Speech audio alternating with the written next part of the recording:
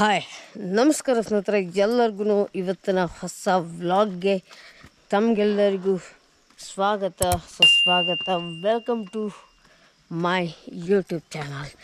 ಸ್ನೇಹಿತರೆ, ನೀವೇನಾದರೂ ನಮ್ಮ ಯೂಟ್ಯೂಬ್ ಚಾನಲ್ಗೆ ಹೊಸಬರಾಗಿದ್ದರೆ ದಯವಿಟ್ಟು ನಮ್ಮ ಯೂಟ್ಯೂಬ್ ಚಾನಲನ್ನು ಸಬ್ಸ್ಕ್ರೈಬ್ ಮಾಡ್ಕೊಳ್ಳಿ.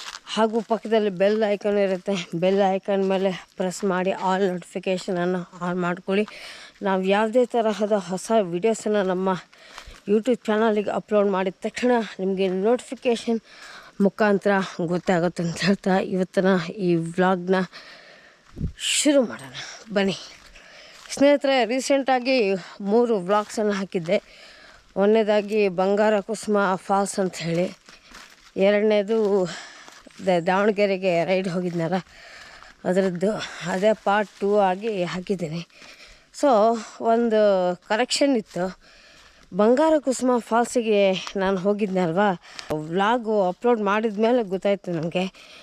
ಅಲ್ಲಿ ಒಂದು ಚಿಕ್ಕ ಕರೆಕ್ಷನ್ ಏನಂತಂದರೆ, ಬಂಗಾರ ಕುಸುಮ ಫಾಲ್ಸ್ ಏನಿದೆ ಅದು ನೀರು ಕೆಳಗಡೆ ಬೀಳುತ್ತಲ್ಲ, ಅದು ಸೂರ್ಯನ ಬಿಸಿಲಿಗೆ ರಿಫ್ಲೆಕ್ಷನ್ ಆಗಿ ಕಾಮಲ್ ಬಿಲ್ ಥರ ಕಾಣಿಸುತ್ತೆ ಅಂತ ಹೇಳಿದ್ದೆ. ಬಟ್ ಕೆಲವೊಬ್ಬರು ಹಾಗೂ ಅಂತಾರೆ, ಇನ್ನು ಕೆಲವೊಬ್ಬರು ಬೇರೆ ಥರ ಅಂತಾರೆ. ಬಟ್ ಇವತ್ತು ನನಗೊಬ್ಬರು ಅದ್ರ ಬಗ್ಗೆ ಸ್ವಲ್ಪ ಮಾಹಿತಿ ಕೊಟ್ಟರು. ನನಗೂ ಗೊತ್ತಿರಲಿಲ್ಲ, ನಮ್ಮ ಸ್ನೇಹಿತರಿಗೂ ಗೊತ್ತಿರಲಿಲ್ಲ. ನಾವಿಬ್ಬರು ಆ ಜಾಗಕ್ಕೆ ಹೊಸಬರು. ಸೊ ಇವಾಗ ಒಬ್ಬರು ನಮ್ಮ ವಿಡಿಯೋಗೆ ಕಮೆಂಟ್ ಮಾಡಿದ್ದಾರೆ, ಆ ಫಾಲ್ಸ್ ನೀರು ಏನು ಬೀಳುತ್ತೆ ನೋಡಿ, ಸೂರ್ಯನ ಬಿಸಿಲು ಆ ಫಾಲ್ಸ್ ಮೇಲೆ ಬಿದ್ದಾಗ ರಿಫ್ಲೆಕ್ಷನ್ ಆಗಿ ಬಂಗಾರದ ಹೂವಿನ ಥರ ಕಾಣಿಸುತ್ತಂತೆ. ಸೊ ಅದಕ್ಕೋಸ್ಕರ ಅದಕ್ಕೆ ಬಂಗಾರ ಕುಸುಮ ಅಂತ ಹೇಳ್ತಾರೆ. ಆಯಿತಾ, ಇದೊಂದು ಕರೆಕ್ಷನ್. ಅದನ್ನ ನಿಮ್ಗೆ ತಿಳಿಸೋಣ ಅಂಥೇಳಿ ಅಂದ್ಕೊಂಡಿದ್ದೆ. ಇವಾಗ ಅದಕ್ಕೆ ಒಂದು ವ್ಲಾಗ್ ಮಾಡ್ತೀನಲ್ಲ, ಆ ವ್ಲಾಗಲ್ಲಿ ತಿಳಿಸೋಣ ಅಂಥೇಳಿ ಅಂದ್ಕೊಂಡಿದ್ದೆ. ಇವಾಗ ಆ ವಿಚಾರವನ್ನು ಶೇರ್ ಮಾಡ್ಕೊಂಡಿದ್ದೀನಿ. ತುಂಬ ಡೀಲ್ ಆಯಿತು, ಕ್ಷಮೆ ಇಲ್ಲಿ. ಓಕೆನಾ. ಹಾಗೆ ದಾವಣಗೆರೆನೂ ರೈಡ್ ಮಾಡಿದ್ದೆ. 3 ವ್ಲಾಗು ನಿಮಗೆಲ್ಲರಿಗೂ ಇಷ್ಟ ಆಗಿದೆ ಅಂತ ಭಾವಿಸ್ತೀನಿ. ಅಷ್ಟೊಂದು ವ್ಯೂಸ್ ಏನು ಬಂದಿಲ್ಲ ನನಗೆ. ನಾನು ತುಂಬ ಶ್ರಮ ಬಿದ್ದಿದ್ದೀನಿ. ಏನಕ್ಕಂತಂದರೆ, ನಾವೆಲ್ಲೇ ರೈಡ್ ಹೋಗೋದಾದರೂ ಅಷ್ಟೊಂದು ಈಸಿ ಇರೋಲ್ಲ.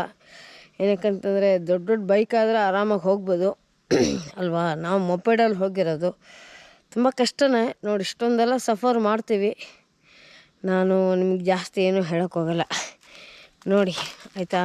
ಈ ನಡುವೆ ತುಂಬ ವ್ಯೂಸ್ ಕಡಿಮೆ ಬರ್ತಾಯಿದೆ. ಓಕೆ, ಪದೇ ಪದೇ ಹೇಳೋಕ್ಕೋಗಲ್ಲ, ಡೈರೆಕ್ಟಾಗಿ ವಿಚಾರಕ್ಕೆ ಬರ್ತೀನಿ.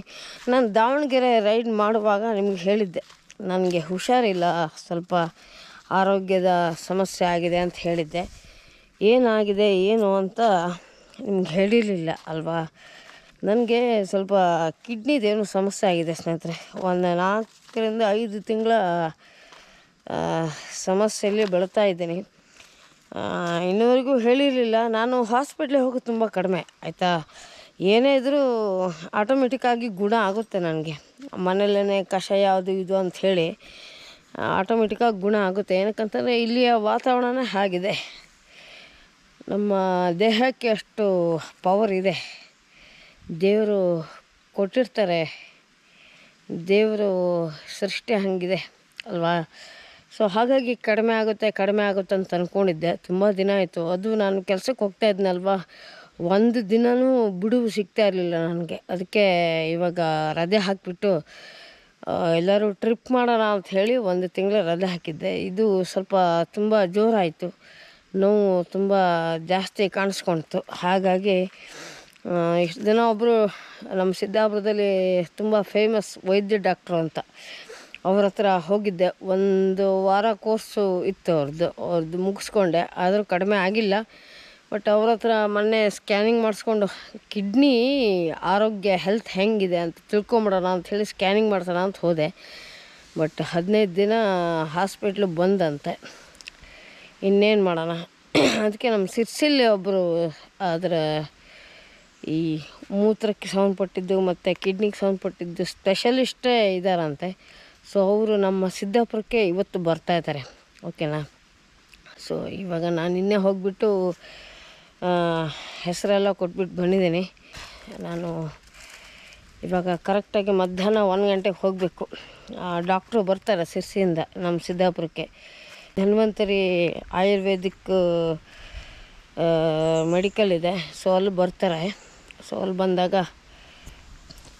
ಅಲ್ಲಿ ಬರ್ತಾರಂತೆ. ಸೊ ಹಾಗಾಗಿ ನಿನ್ನೆ ಹೆಸರೆಲ್ಲ ಬರ್ಸ್ಬಿಟ್ಟಾಯಿತು. ಇವತ್ತು ಹೋಗಿ ಡಾಕ್ಟ್ರ್ ಹತ್ರ ಕೂತ್ಕೊಂಡು ಮಾತಾಡಿ ಏನೇನು ಆಯಿತು ಅದನ್ನೆಲ್ಲ ಹೇಳಿ ಅವ್ರೇನು ಹೇಳ್ತಾರೆ ಅಂತ ಕೇಳಬೇಕು. ಮತ್ತು ಸ್ಕ್ಯಾನಿಂಗ್ ಕೂಡ ಮಾಡಿಸ್ಬೇಕು ಅಂತಿದ್ದೀನಿ. ನೋಡೋಣ ಡಾಕ್ಟ್ರ್ ಏನು ಹೇಳ್ತಾರೆ ಅದ್ರ ಮೇಲೆ ನಿರ್ಧಾರ.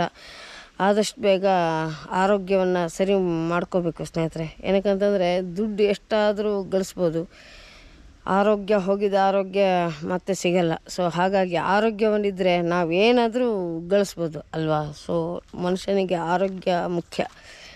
ಅದಕ್ಕೆ ನಾನು ನಿಮಗೆಲ್ಲರಿಗೂ ಹೇಳ್ತಾ ಇರ್ತೀನಿ ವಿಡಿಯೋ ಕೊನೆಯಲ್ಲಿ, ಆರೋಗ್ಯವಾಗಿರಿ ಅಂಥೇಳಿ. ನನಗೆ ಅನಾರೋಗ್ಯ ಆಗ್ಬಿಟ್ಟಿದೆ, ಏನು ಹೇಳಿ. ಇರಲಿ, ಇವತ್ತು 1 ಗಂಟೆಗೆ ಹೋಗಬೇಕು. ಓಕೆನಾ.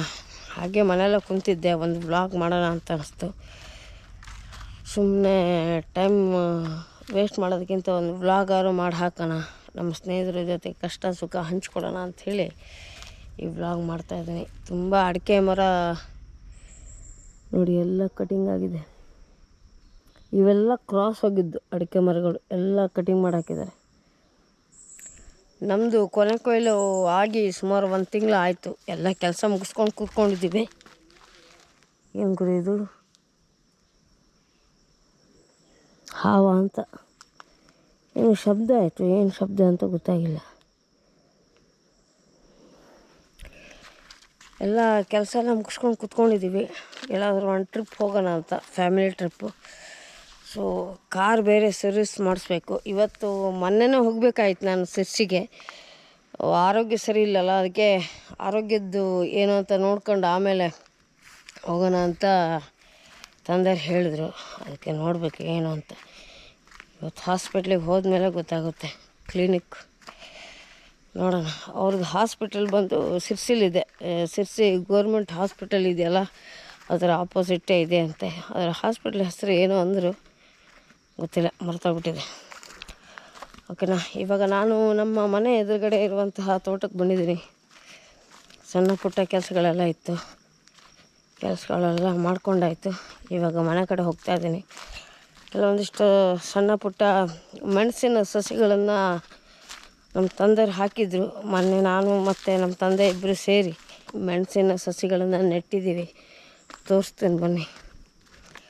ಅದು ಇಲ್ಲಿ ಏನಾಯಿತು ಅಂತಂದರೆ ಸಿಕ್ಕಾಪಟ್ಟೆ ಮಂಗನ ಕಾಟ ಸ್ನೇಹಿತರೆ. ಎಲ್ಲ ತುಳಿದೋಗ್ಬಿಟ್ಟಿದ್ದಾವೆ.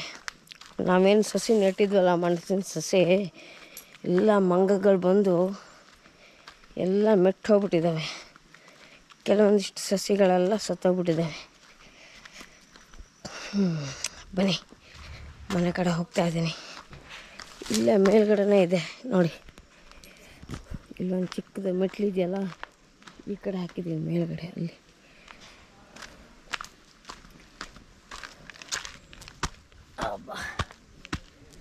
ನೋಡಿ, ಇಲ್ಲೇ ಇದೆ ನಮ್ಮ ಕಾರ್ ಶೆಡ್ಡು. ಇಲ್ಲಿ ಹಿಂಗೆ ತಿರುಗಿದ್ರೆ ಇಲ್ಲಿ ತೆಂಗಿನ ಮರಗಳೆಲ್ಲ ಇದ್ದಾವೆ. ನಮ್ಮ ತಂದೆ ಹಾಕಿದ್ದು ಬಂಗಾರ ಕುಸುಮ ಫಾಲ್ಸಲ್ಲಿ ನಮ್ಮ ಸ್ನೇಹಿತರು ಬಂದಿದ್ರಲ್ಲ, ಅವರೇ ಕೊಟ್ಟಿರುವಂಥದ್ದು ಇದು, ಕಸಿ ಮಾಡಿ ನೋಡಿ, ಲಿಂಬೆ ಗಿಡ. ಓಕೆ, ಇಲ್ಲೊಂದು ಸ್ವಲ್ಪ ಅಡಿಕೆ ಸಸಿಗಳನ್ನು ಹಾಕ್ಕೊಂಡಿದ್ದೀವಿ ನೋಡಿ. ಇಲ್ಲೇ ಇದೆ ಸ್ನೇಹಿತರೆ. ಇಲ್ಲಿ ಹಾಗಲಕಾಯಿ ಕೂಡ ಹಾಕಿದ್ದೀವಿ. ಬಳ್ಳಿ ಆಗ್ತಾಯಿದೆ, ಕಾಣಿಸ್ತಾ ಇದೆಯಾ ನೋಡಿ. ಇದೆಲ್ಲ ಮೆಣಸಿನ ಸಸಿಗಳು. ಇಲ್ಲೆಲ್ಲ ಸ್ವಲ್ಪ ತೆಗೆದುಬಿಟ್ಟು ಗೊಬ್ಬರ ಮಿಕ್ಸ್ ಆಗಿರುವಂಥ ಮಣ್ಣನ್ನು ಹಾಕಿಬಿಟ್ಟು ಇಲ್ಲೆಲ್ಲ ಹಾಕಿದ್ದೀವಿ ನೋಡಿ. ಇದೆಲ್ಲ ಮೆಣಸಿನ ಸಸಿಗಳು ಕಾಣಿಸ್ತಾ ಇದೆಯಾ, ಈ ಥರ ಹಾಕಿದ್ದೀವಿ ನೋಡಿ. ಎಲ್ಲ ಮಂಗಗಳು ಬಂದು ಎಲ್ಲ ಮೆಟ್ಟು ಹೋಗ್ಬಿಟ್ಟಿದ್ದಾವೆ.